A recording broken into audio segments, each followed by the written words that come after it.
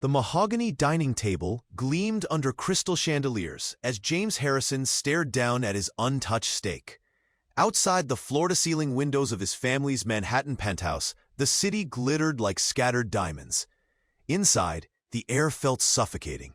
"James, we need to talk about your future," his father, Richard Harrison, began. The tech billionaire set down his wineglass with the precision of a man accustomed to controlling everything around him. At 62, Richard's silver temples and tailored suit announced authority in every gesture. James already knew where this was going. At 28, he'd heard variations of this conversation 100 times. His mother, Catherine, sat perfectly poised in her chair, prepared to play her role as the softer voice of reason, a role that never actually reasoned with him. "It's time you made a commitment that matters," Richard continued, sliding a folder across the table. "Victoria Ashford's family has expressed serious interest in a union. Her father controls significant assets in the renewable energy sector. Together, we could dominate that market for the next decade. This isn't just business, James. This is legacy." James opened the folder. Inside were photographs of Victoria, society pages, charity galas, her resume meticulously organized. She looked polished and perfect, and entirely like someone who'd been groomed for this exact role since childhood. There were also financial projections, demographic analysis, a full strategic breakdown of what a merger between the Harrison and Ashford families would accomplish. "You mean I should marry her?" James said flatly. "Not because I love her, but because she's a business asset. Because her father's renewable energy contracts would complement our cloud infrastructure division." Richard's expression didn't change. Love is a luxury for people without responsibility. Victoria understands her position. She's prepared for this. She's been preparing for it her entire life. "She's prepared to marry a stranger for profit," James corrected. His mother, Catherine, reached across the table with practiced sympathy. Her diamond bracelet caught the light as she touched his arm. "Darling, love develops over time. Victoria is accomplished, beautiful, and from an excellent family. Her mother went to Vassar with me. I've known her since childhood. Millions of men would be honored." "I'm not millions of men," James interrupted, pulling his arm away. "I'm your son, and I won't be auctioned off like some merger agreement. This isn't the 18th century. People don't do this anymore." "People in our position do," Richard said quietly, and those words carried weight. "Your grandfather built this company from nothing. Your father turned it into a trillion-dollar enterprise. Your great-grandfather married strategically. Your grandmother married for family alliances. This is what stewardship looks like. This is what it means to be a Harrison." "No," James said, his voice rising. "Stewardship is building something ethical, something that matters beyond quarterly earnings." "You want me to marry for money? I didn't ask to be born into this. I didn't ask for any of this." Catherine flinched slightly. Richard's jaw tightened, and for a moment James could see the anger his father usually kept carefully controlled. "Then what exactly do you want, James?" His father's voice had gone cold now, the tone he used in board meetings before firing people. "To throw away everything this family has built? To disappoint us both? To become one of those trust fund disasters we read about in the Times?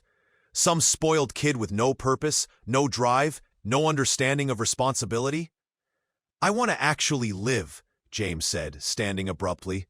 "Not perform, not calculate, not treat relationships like quarterly earnings reports. I want to figure out who I am when I'm not obligated to be the perfect heir to Harrison Technologies. I want to make decisions that are actually mine." "That's selfish," Catherine said softly, her voice taking on that wounded quality she deployed when she wasn't getting her way.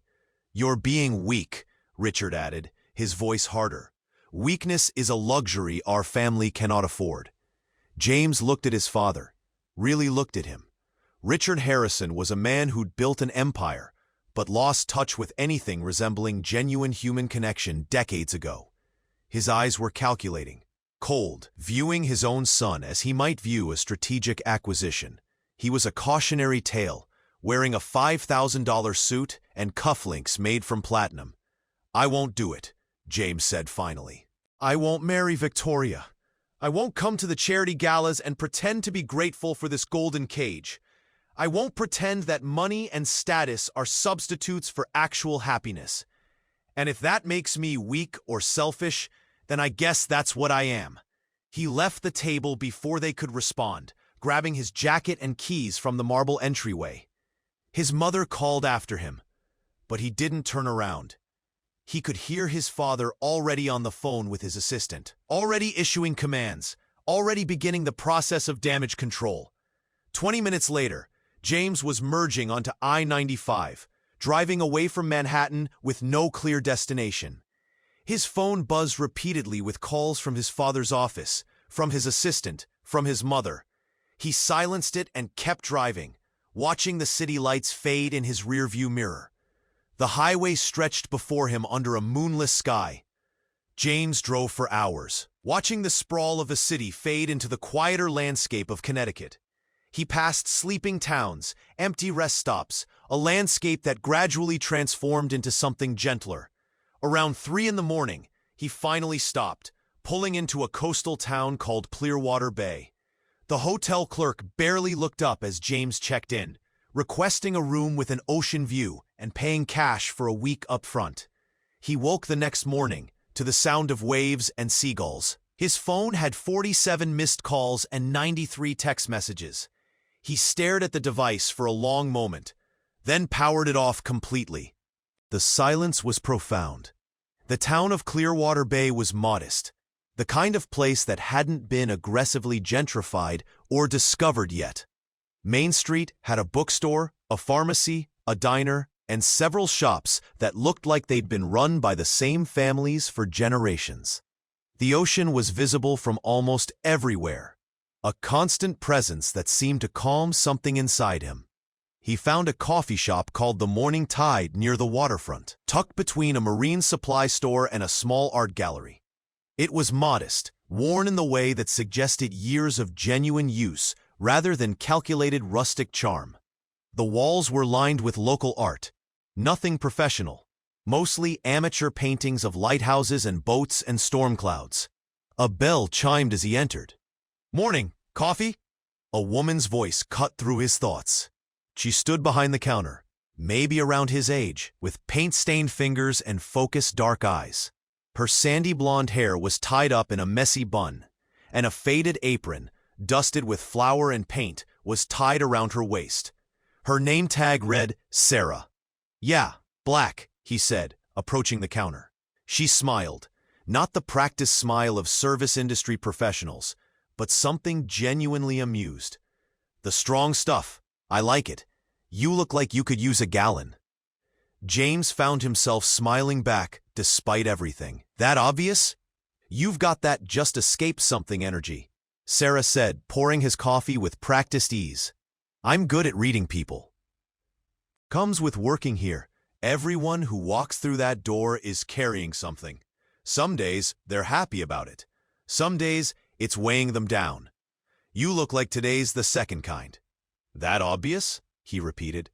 Sarah studied him for a moment, her paintbrush-stained hands pausing on the counter.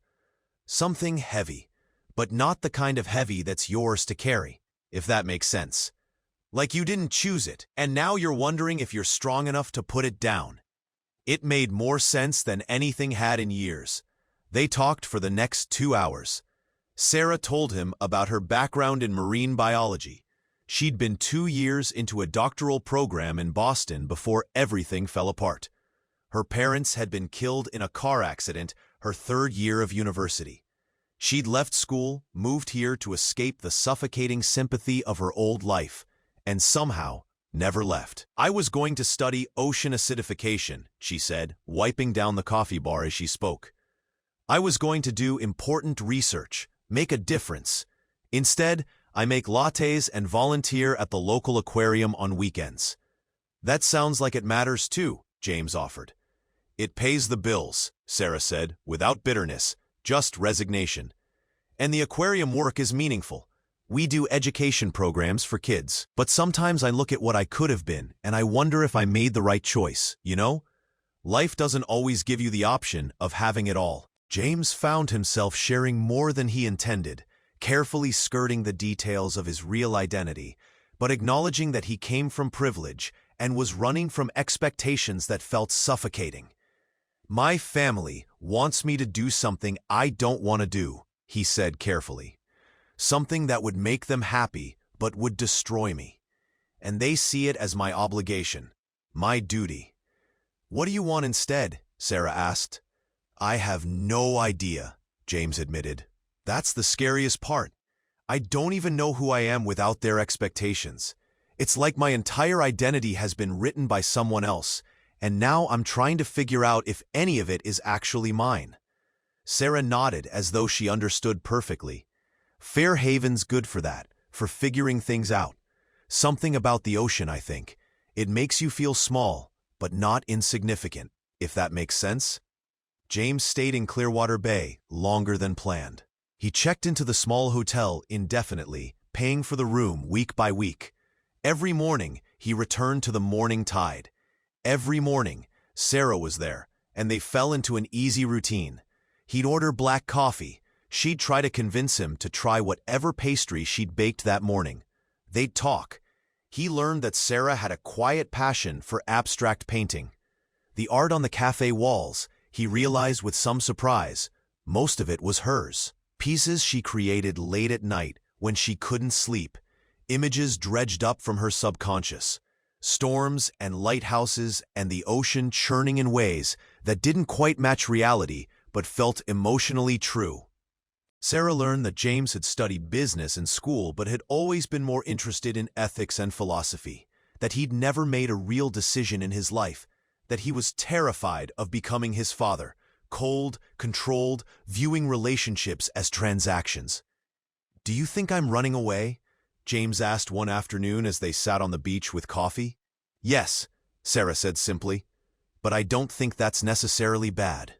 Sometimes you have to run from something toxic before you can figure out what you actually want to run toward." 2 weeks passed, then 3. James hadn't answered his father's calls or his mother's increasingly desperate text messages. His assistant had left voicemails, indicating that the situation had reached critical levels. A wedding with the Ashford family was being discussed in the media. The company was in upheaval over his absence. Shareholders were demanding answers. None of it felt real. What felt real was waking up in Clearwater Bay and walking down to the morning tide. It was the way Sarah's face lit up when he entered. It was their conversations about everything and nothing. It was the feeling, for the first time in his life, that he could just be. One evening, as Sarah closed the coffee shop, James helped her wipe down tables and restock the pastry case. They'd fallen into this routine naturally, him staying to help her close, them talking until well past dark, then walking along the beach before he returned to his hotel. "I need to tell you something," he said quietly, setting down the cloth he'd been using. Sarah's hands stilled. She looked at him, and he saw something flicker in her expression, a mix of anticipation and something like dread. She'd been waiting for this, he realized, waiting for him to tell her the truth. "My name is James Harrison. My family, we're the Harrisons. Tech industry, billionaire level. My father owns Harrison Technologies. You've probably heard of it. My parents are trying to arrange a marriage for business purposes. That's why I left Manhattan." Sarah was quiet for a long moment. The only sound was the distant wash of waves outside the cafe windows. "That's a lot," she said finally, her voice careful. "I know, and I should have told you sooner. James ran a hand through his hair. "When I'm with you, I get to be someone real, someone not defined by money or expectations. I didn't want to ruin that." Sarah set down her own cloth and crossed her arms, studying him. "So you lied to me?" "By omission," James said. "I didn't lie about who I am. I just didn't mention the context." "The context that changes everything," Sarah said quietly. She walked to the window, her silhouette framed against the dark ocean. "Do you understand what it feels like to be with someone and realize you don't actually know them? That everything you thought was real was built on incomplete information?" "Sarah," "I'm not finished," she said without turning around. "You need to understand something. I'm not running away from my life. I'm running from something much more complicated than family expectations. I'm running from my past, from who I was, from the stigma of things I can't control." Before he could respond, her phone rang. She glanced at the screen and her entire body went rigid. The color drained from her face. She answered with a professional tone completely unlike her usual warmth. "Yes, yes, I understand. No, he doesn't know. Not yet. Yes, I'm still planning to. Yes, next week." She hung up and wouldn't meet his eyes. "Who was that?" James asked, though something in his chest had already started to tighten. "We need to talk," Sarah said finally, turning to face him. "And you're not going to like it. We should go to my apartment." Sarah's apartment was small, situated above a closed antique shop next to the coffee store. It was cramped but lived in, filled with books and paintings and the comfortable clutter of someone who'd stopped pretending to have their life organized. The walls were covered with her artwork. Most of it was ocean scenes, the same ones he'd seen in the cafe, but these were more raw, more honest. Some were beautiful, some were haunting, some were both. They sat in her small living room, on a worn couch that had probably come from a thrift store, and Sarah began to speak. "My full name is Sarah Chen," she said, her hands clasped tightly in her lap. "I'm not just a coffee shop owner and volunteer. That phone call was from my father's attorney. I've been dreading it for months." James waited, sensing this was leading somewhere significant. "My father was Dr. Marcus Chen," she continued, her voice barely above a whisper. "He died 5 years ago. Heart attack, brought on by stress and guilt, I think, though no one ever said that explicitly. He was a successful businessman, very successful. He also committed securities fraud on an enormous scale. He manipulated investors, stole from pension funds, destroyed people's retirement savings. When the FBI came knocking, I was finishing my medical degree." James felt his stomach drop, but he said nothing. He waited for her to continue. "After his conviction, I couldn't use my degree. I couldn't go into medicine. Every background check, every interview, they'd discover who my father was. The medical board wouldn't accept me. Hospitals didn't want the liability. I wasn't even allowed to use my real name professionally for years.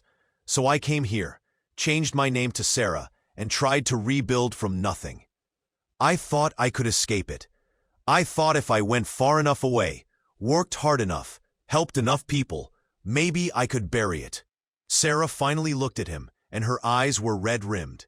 "But my father's estate was recently settled. There's money, a substantial amount. Millions. Money that came from destroyed lives. Money built on theft. And I've been contacted about accepting it. The attorney keeps saying it's legally mine, that my father wanted me to have it, that I should use it to build something good. Like blood money becomes clean if you donate it to charity." "Sarah," James started. "I'm not finished," she interrupted, holding up a hand. "There's more. About a month after I came to Clearwater Bay, I met someone. A man. He was kind and genuine and nothing like the world I'd escaped. We started dating. Seriously. He proposed to me 3 weeks ago." James felt as though the floor had shifted beneath him. The room suddenly seemed smaller, the air thicker. "His name is Michael," Sarah continued, her voice becoming quieter. "He's a surgeon at Clearwater Memorial Hospital. He's brilliant and compassionate, and he actually listens when I talk. He makes me feel like I could be more than my father's crimes. And I love him. I think I do, anyway. I'm not even sure anymore what love is supposed to feel like." "Sarah, what does this have to do with me?" James asked, though he was beginning to understand. "He doesn't know about my father," Sarah said. "He doesn't know about the money. I haven't told him because I was afraid of exactly this, that he'd see me differently, that he'd see my father's crimes reflected in me somehow, that he'd think I was complicit, that he'd realize I'm tainted by association." She stood abruptly, walking to one of her paintings. It was a particularly dark one, waves during a storm, the ocean churning violently, the sky black and hostile. Michael's father died 5 years ago, Sarah said quietly. 1 year after my father's conviction. He was one of the victims, lost his pension, his life savings, everything. Had a stroke from the stress, spent his final year in a care facility, angry and confused. Michael was in medical school when it happened. He put himself through, working 3 jobs, accumulating debt, all while watching his father deteriorate. She turned back to face James. "So you understand why I'm here with you," Sarah continued. "Why I've been spending every day with you. Why I'm about to tell you something that will probably end this." She took a shaking breath, and her hands were trembling. "Michael doesn't know that I've been seeing you. He thinks I'm working extra shifts here at the coffee shop. That's where I tell him I am when I'm spending time with you. I've been lying to him every single day." James stood abruptly, walking to the window. The apartment overlooked the street, and he could see the edge of the ocean in the distance. Everything felt suddenly contaminated. "You're engaged to someone else," he said finally. The words felt hollow. "Yes," Sarah said. "And I've been letting you fall in love with me while I'm engaged to him. And I'm about to inherit money that his family considers blood money because it's built on his father's corpse." Her voice broke. "I know how it sounds, James. I know exactly how monstrous this is. But I was scared. I was scared that if I told you the truth from the beginning, that I was engaged, that my father was a criminal, that I was inheriting his blood money, you'd walk away. And I was scared that if I told Michael, he'd hate me. So I lied to you both." "Why tell me now?" James asked, turning to face her. "Because you told me the truth about who you are," Sarah said. "Because I'm tired of living in this shadow. Because in 2 weeks, Michael and I are supposed to get married. And I can't do it while lying to his face. And I can't do it while you don't know what I've done to you.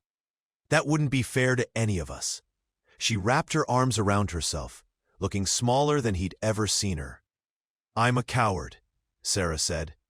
"I let you think you mattered more than you did. I let you think there was something real here, without telling you the whole truth. That's on me. That's completely my fault." The silence that followed was profound and absolute. James could hear the ticking of a clock somewhere in the apartment. The distant sound of traffic outside. The ocean, always there beyond the walls. "I need to think," he said finally, his voice hollow. He grabbed his jacket. "I need to leave." Sarah didn't try to stop him. He walked the beach for hours that night, his mind churning. The lies, the deception, the parallel between Sarah's situation and his own. Both of them hiding from people who cared about them, both choosing comfort over honesty. But there was a difference. James had been hiding because he was afraid of disappointing people. Sarah had been lying because she was afraid of being judged. She'd been carrying the weight of her father's crimes for 5 years, and she thought she could bury it here in Clearwater Bay, living as a different person with a different name. And when James had appeared, a distraction, someone who didn't know her past, someone who made her feel normal, she'd grabbed it like a drowning person grabbing a life preserver. He didn't know what that meant for them.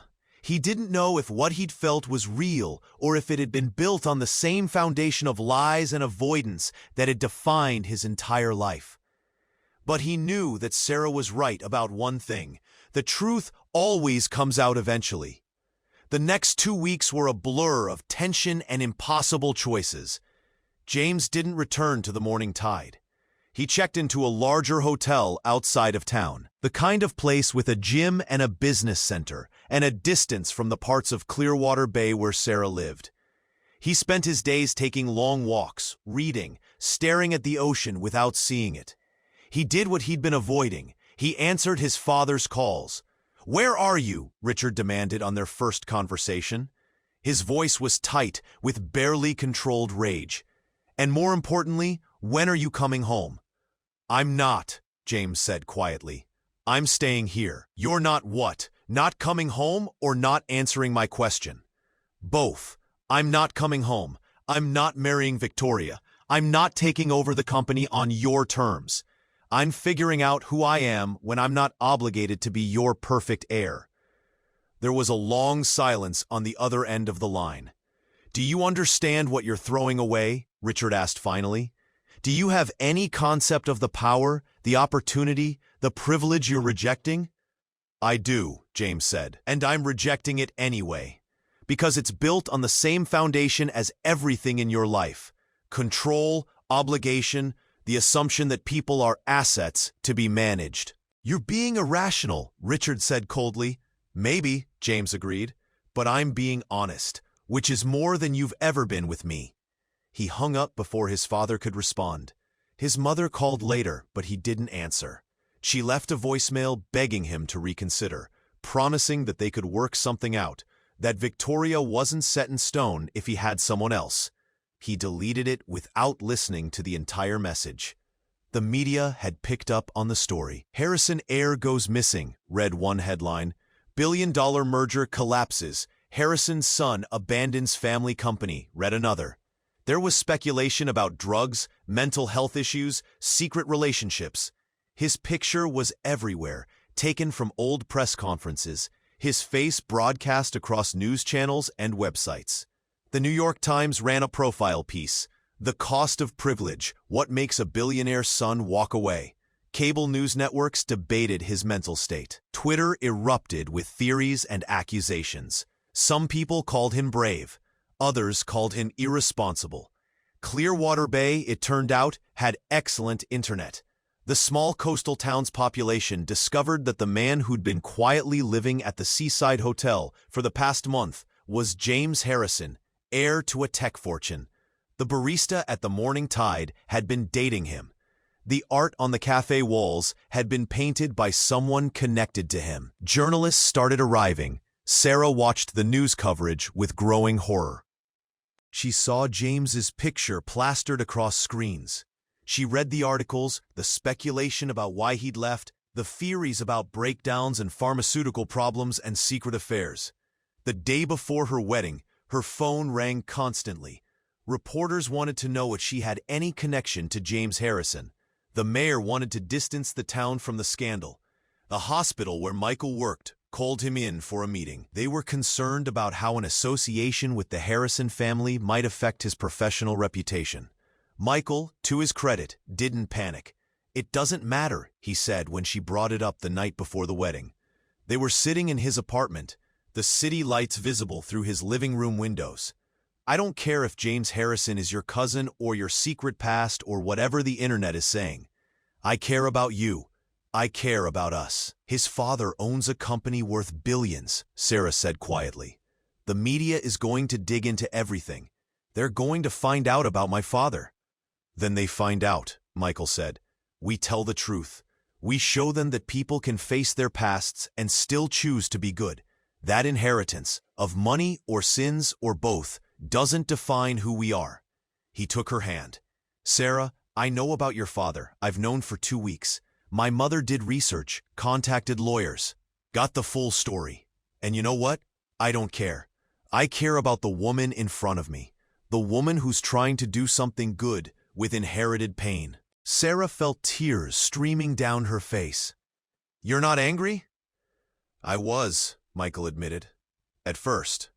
But then I realized something. You were trying to protect me. You were trying to protect yourself. That's not malicious. That's human. That's survival." The day before the wedding, James received the letter under his hotel room door. It was thick, cream-colored, expensive paper. His name was written on it in familiar handwriting.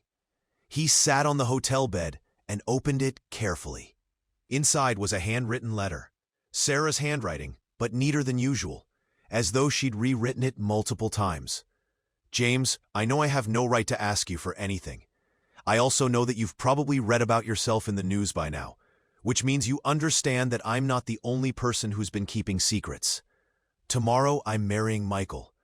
I've told him everything, about my father, about the money, about you. I didn't expect him to forgive me. I thought he'd call off the wedding, think I was a monster, walk away, but he didn't. He said something that broke me open. People who love each other don't get to cherry-pick which parts of each other to accept. Love means taking the whole person, the secrets, the shame, the mistakes, and everything else. If you're willing to stop hiding from me, I'm willing to see all of you. I needed to hear that.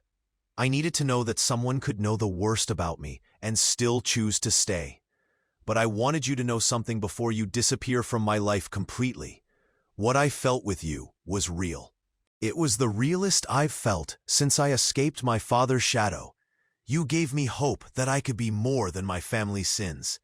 You made me believe that running away could become running towards something better. I'm sorry, James.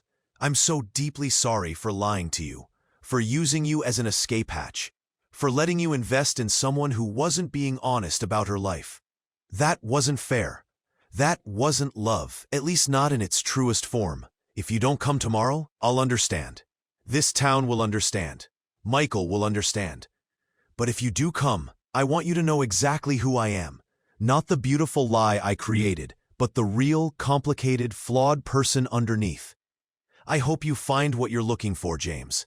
I hope you find peace and purpose and someone who can be honest with you from the beginning. Sarah. The wedding was scheduled for sunset on Clearwater Beach. A small ceremony, intimate and genuine. Or at least, that's what Sarah had written on the invitation James saw posted outside the cafe on his morning walk. He didn't plan to go. He couldn't imagine standing there, watching Sarah marry someone else, watching the life he'd imagined dissolve into reality. But as sunset approached, he found himself driving toward the beach anyway. The ceremony was small, exactly as described. Maybe 50 people gathered on the sand, chairs arranged in a semicircle facing the ocean. Local musicians played soft classical pieces. The beach was decorated with simple flowers and candles, flickering in the evening breeze. Michael stood at the altar, nervous and kind-looking, with the eager expression of a man genuinely in love. He was handsome in an understated way, tall, with dark hair and eyes that seemed both gentle and intensely present. James could see why Sarah loved him. He looked like someone who actually listened. Their families filled the chairs. Sarah's aunt, whom she'd mentioned before. Michael's mother, her face lined with years of grief, but also with something like peace. A scattered collection of friends and colleagues. James sat in the back row, having made the decision to attend at the last moment. He didn't know why. Closure, maybe, or something else entirely. He pulled his baseball cap lower, hoping no one would recognize him. Sarah appeared, walking along the sand. She wasn't wearing a traditional wedding dress. Instead, she wore a simple white gown that looked more like something she'd chosen than something chosen for her. Her hair was down, wavy, catching the fading light. She looked scared and brave, and completely, genuinely herself. The ceremony proceeded without incident for the first 10 minutes. The officiant, a local judge who'd known Sarah for a few years, spoke about the courage required to love someone fully, to allow yourself to be known completely. Marriage, the judge said, is not about finding someone to complete you. It's not about pretending everything is perfect. It's about finding someone willing to see you, truly see you, with all your darkness and light, and choosing to stay anyway. It's about building something honest.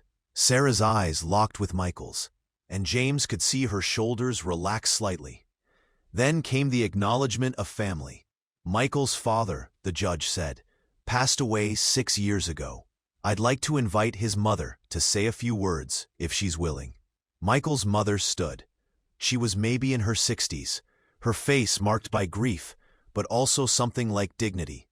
She walked to the small podium the judge had indicated. The crowd quieted, sensing something significant was about to happen. My husband, she began, her voice steady despite the tears that began to fall, was a good man. He was hard-working, generous, and he believed in the inherent goodness of people. That goodness is probably what made him vulnerable when he trusted the wrong people with his retirement savings. A ripple went through the crowd. Some people shifted uncomfortably. Others leaned forward, sensing where this was going. 6 years ago, my husband lost everything because of securities fraud committed by Dr. Marcus Chen. It wasn't just money. It was his dignity, his future, his sense of security in his final years. He had a stroke from the stress, and he spent the last 18 months of his life angry and confused and afraid. She paused, looking directly at Sarah. When Michael told me he wanted to marry Sarah Chen, I told him I couldn't support it. I told him it was too complicated, too connected to the worst moment of our lives. I was wrong. Michael's mother walked closer to the altar, closer to Sarah. The guests held their breath. I've watched Sarah these past few weeks as she prepared for this wedding. I've watched her struggle with what it means to accept her father's legacy. I've watched her make the decision to use that money built on theft, to create something good. A scholarship fund for children of fraud victims, funding for marine conservation, funding for financial literacy programs in schools. She's choosing redemption over denial. The judge's mother turned to address the gathered crowd. I stand here today to say that I forgive Sarah Chen. Not because the past is erased, it's not, and it shouldn't be, but because I believe in transformation. I believe people can choose to be better than their circumstances, better than their families, better than the worst things that have happened to them. That's what Sarah is doing. That's what this marriage represents, the possibility of healing, even from the deepest wounds. There was complete silence on the beach. Sarah was crying openly now, her hand covering her mouth. Even some of the guests were dabbing at their eyes. Michael's mother took Sarah's hands. "Welcome to our family," she said quietly. "And thank you for choosing to face the truth." She returned to her seat as people began to applaud. When Michael asked, "Do you take this woman to be your wife?" his voice was thick with emotion. "I do," Sarah said, her voice clear and strong despite her tears. "And do you promise to know her? All of her, even the parts that scare you, and to love her anyway?" "I do," Sarah repeated. "I promise." As the sun dissolved into the ocean, painting the sky in shades of orange and purple and red, they kissed. The gathered crowd applauded and cheered. Some people were crying, Michael's mother most of all, held by friends on either side. James sat in the back, watching the woman he'd thought he loved marry someone else, and felt something unexpected: relief. Not because he didn't care, but because he realized that what he'd felt for Sarah had been largely an illusion. He'd loved the idea of her, the fantasy of who she could be when she wasn't bound by her past. What Michael loved was the real Sarah. Complicated, flawed, honest. There was nobility in that. Afterward, at the small reception held in a pavilion near the beach, James considered leaving without speaking to anyone. But Sarah found him as he was walking toward the parking lot. "You came," she said simply. She was still in her wedding dress, her hair slightly windblown, her makeup smudged from tears. "I did," James said. "Why?" Sarah's voice was genuinely curious, not accusatory. James considered the question carefully. "Because I needed to see if you were really choosing truth, if you were actually willing to be seen, all of you, even the ugly parts." "I am," Sarah said. She looked different now, lighter somehow, as though the act of exposure had freed her from something. "Michael knows everything. My family, his family, the attorney, everyone knows. I'm not hiding anymore. I'm using that money to fund marine education centers in partnership with environmental organizations. My father stole from people. I'm going to give back to the world." "That's good," James said, and he meant it. "What about you?" Sarah asked gently. "The news said you rejected your family, your company, everything. Are you okay?" "I'm processing," James said honestly. "But yes, I think I'm okay. Figuring out who I am when I'm not running from expectations or toward the wrong person." Sarah smiled sadly. "That's very brave." "I learned from someone," James replied. "Someone who chose truth over comfort. Someone who stopped running and started facing things, even though it terrified her." Michael appeared then, his hand finding Sarah's. He nodded at James with the kind courtesy of someone confident in his own position. "Thank you for coming," Michael said simply. It meant a lot to Sarah. But before James could respond, Michael extended his hand for a handshake. As they touched, James realized Michael knew exactly who he was. Michael had seen the news. He knew this was the billionaire heir his wife had spent time with. "I know about you," Michael said quietly, his voice low, so only James could hear. "Sarah told me everything. I want you to know, there's no anger here, just gratitude that you helped her find her way back to honesty." James was taken aback by the grace in those words. "She's a remarkable woman," James said. "She is," Michael agreed. "And now she gets to be that woman fully. No more secrets. That's a gift you helped give her, whether you meant to or not." James walked to his car without looking back. 2 days after the wedding, James returned to his hotel to find 2 unexpected visitors waiting in the lobby. Richard Harrison sat in a leather armchair, impeccably dressed despite the 8-hour drive from Manhattan. Next to him sat Catherine, his mother, looking like she hadn't slept in days. Her usual perfect appearance was disheveled. Her eyes were red. "We need to talk," Richard said, without preamble.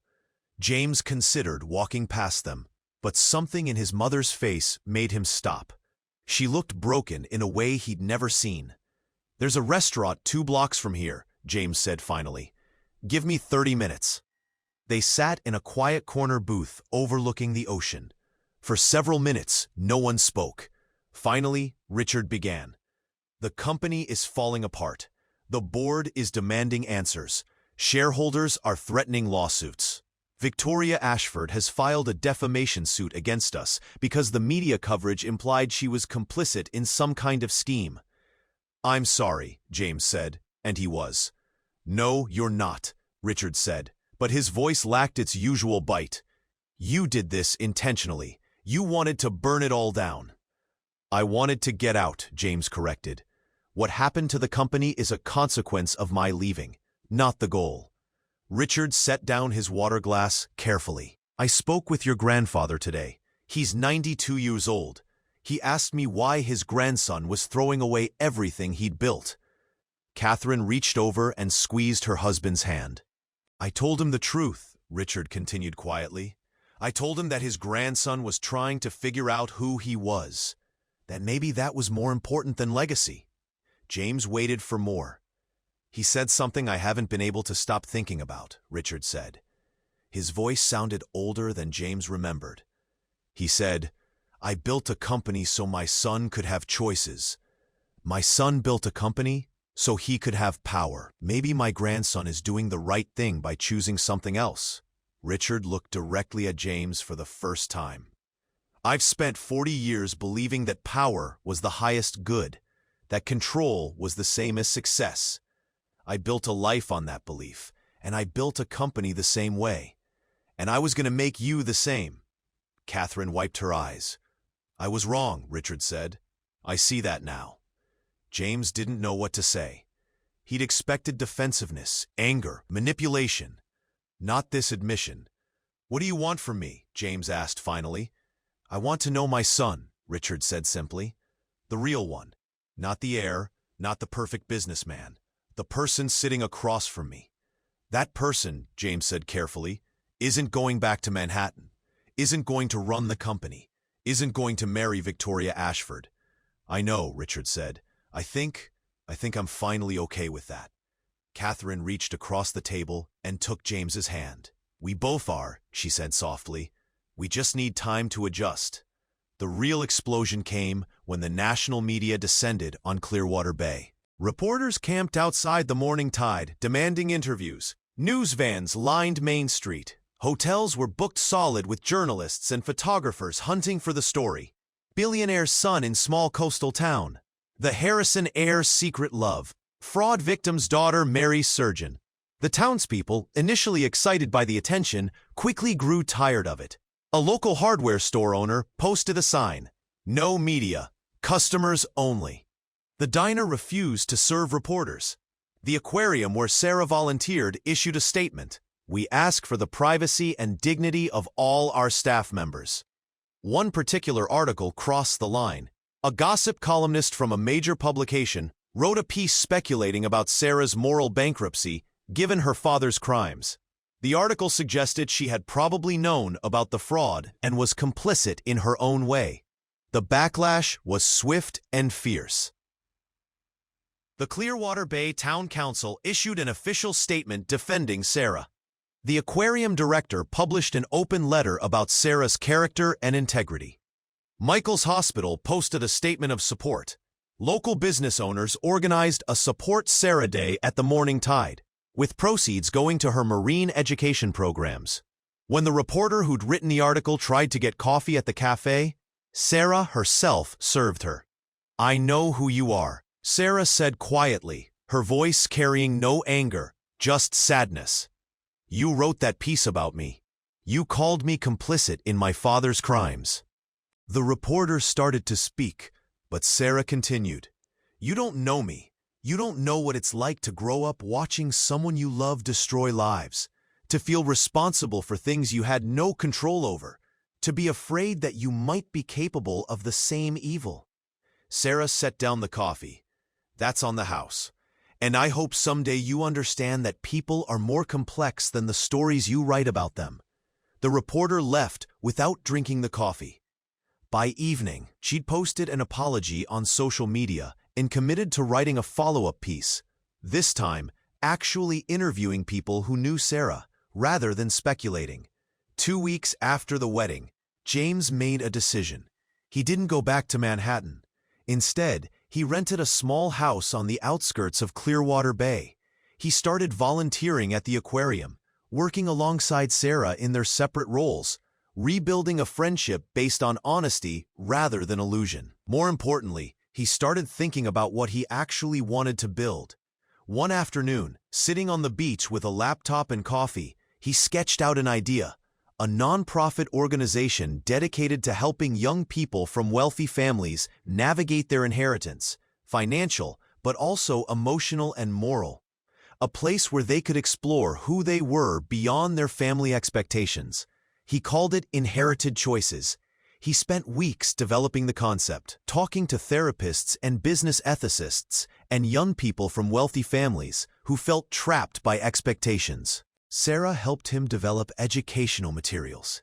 Michael connected him with hospital social workers who'd worked with families in crisis. Michael's mother, surprisingly, became one of his closest advisors. She shared her own story about losing her husband to financial stress, and how watching Sarah and James navigate their respective family crises had taught her something profound. That legacy wasn't about power passed down through generations, but about choices made in the present. 3 months after the wedding, Richard Harrison visited Clearwater Bay again. This time he came alone. He spent the day walking the beach with his son, not talking much, just being present.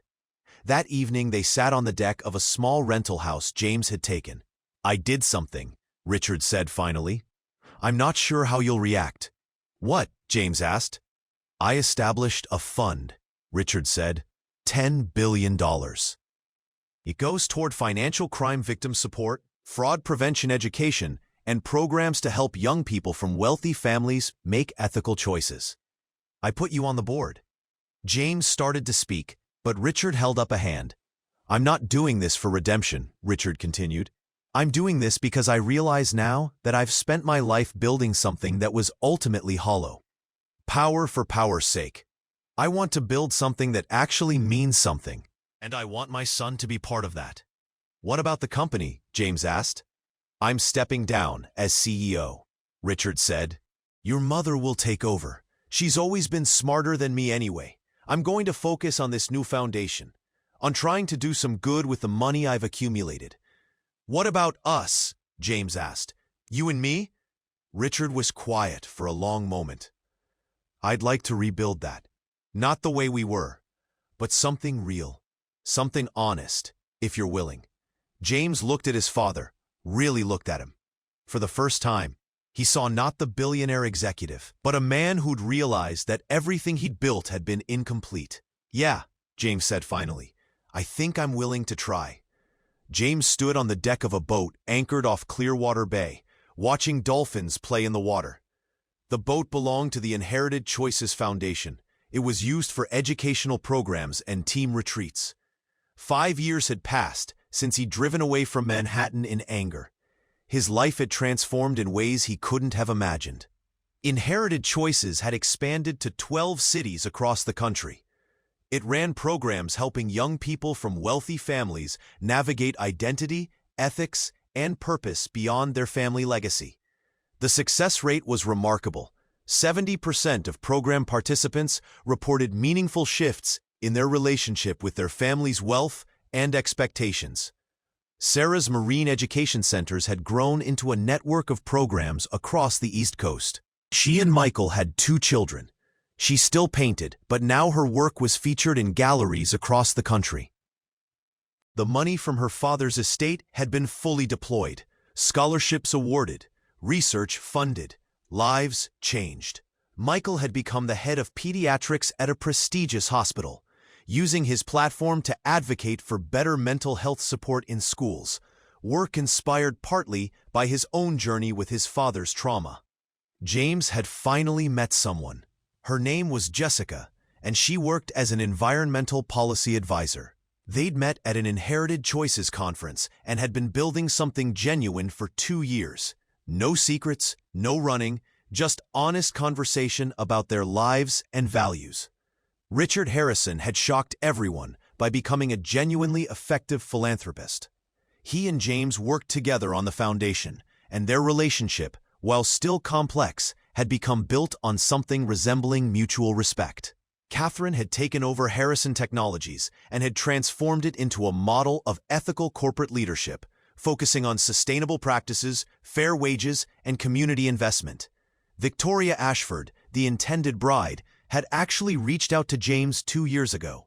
She'd apologized for her family's role in the marriage arrangement and had subsequently started her own nonprofit focused on arranged marriage victims support.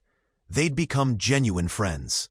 On a warm evening in June, James and Jessica walked along Clearwater Beach, the same beach where Sarah and Michael had married 5 years ago. "Are you happy?" Jessica asked, taking his hand. James considered the question seriously.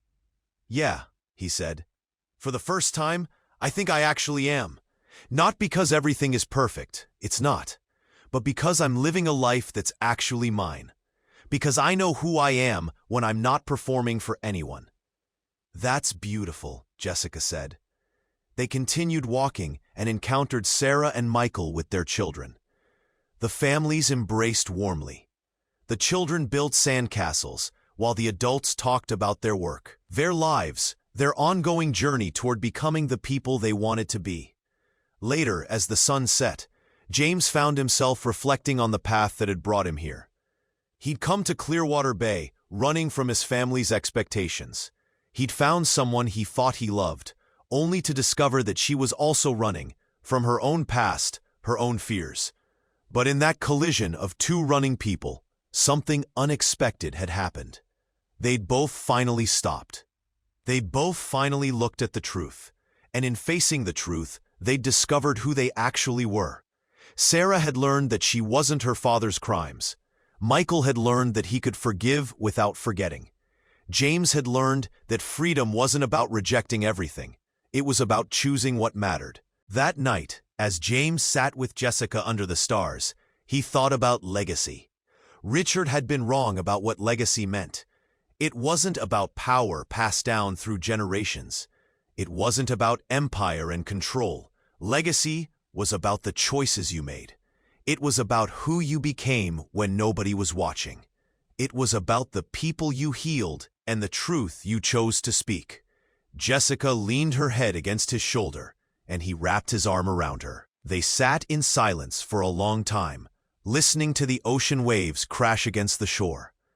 The same shore that had witnessed his arrival 5 years ago, desperate and lost. The same shore where Sarah had walked, carrying the weight of her father's crimes. The same shore where 2 broken people had found each other, and in doing so, had discovered that their brokenness didn't disqualify them from building something beautiful. "What are you thinking?" Jessica asked softly. "About how little I understood about what really mattered when I was 28, James said. "I thought legacy meant power, money, influence. I thought I had to choose between disappointing my father and disappearing myself.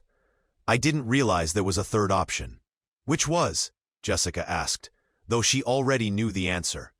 Finding out who I actually was, James said, and then building something that reflected those values. Not something imposed on me. Not something I was performing, but something real. Jessica sat up slightly and looked at him. Do you ever regret it? Leaving the company, the money, the status? No, he said firmly. I regret the time I wasted performing the role of the perfect heir. I regret that it took me until I was 28 to realize I had agency over my own life. But rejecting all of that? No, that's the best decision I ever made. 6 months after that conversation, James's grandfather Robert suffered a stroke.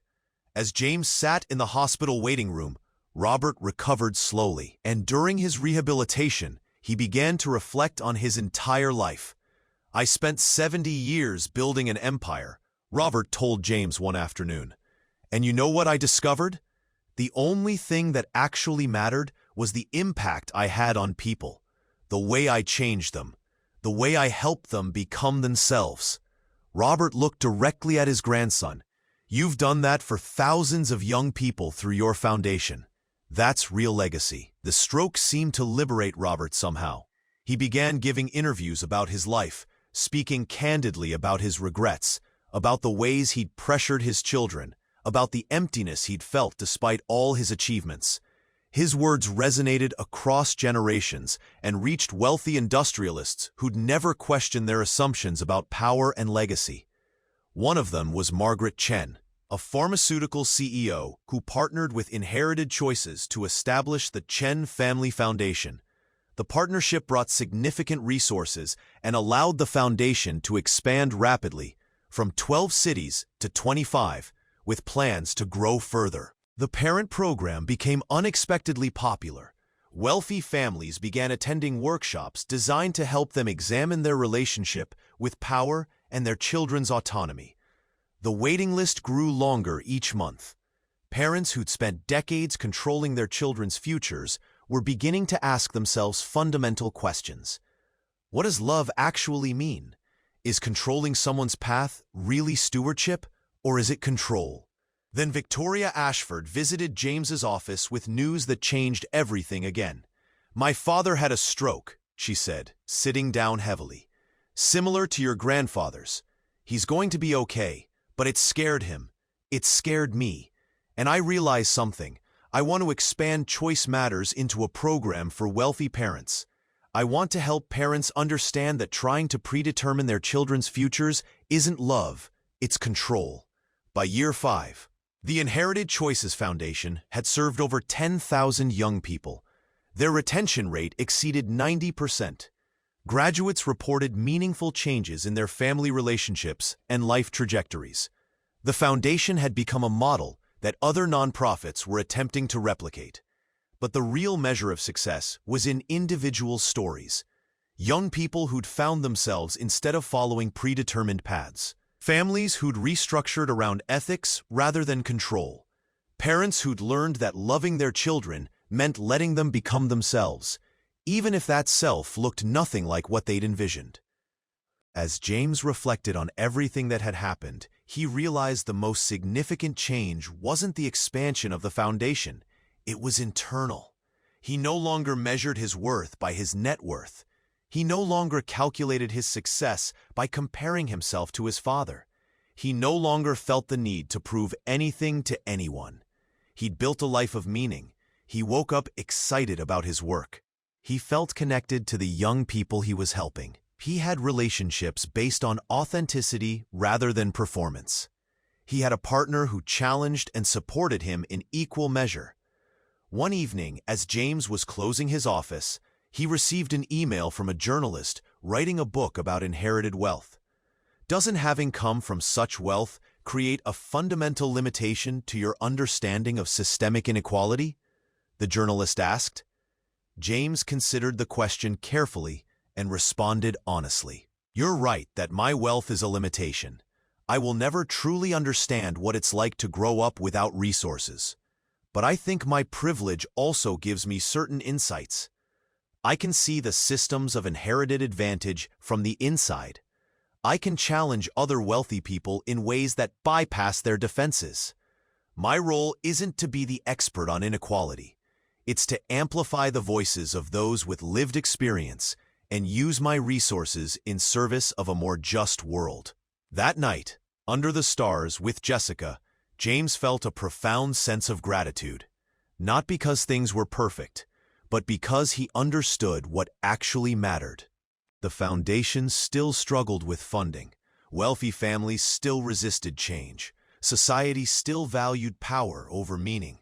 But he felt grateful for clarity, for understanding that legacy wasn't the empire you left behind, but the person you became in the process of living, for understanding that the real measure of a life wasn't in accumulated wealth, but in accumulated meaning.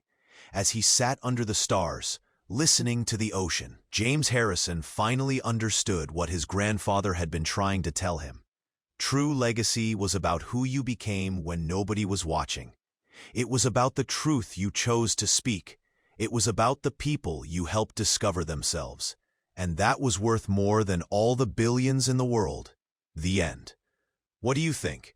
Could these characters have found redemption differently? Share your thoughts in the comments.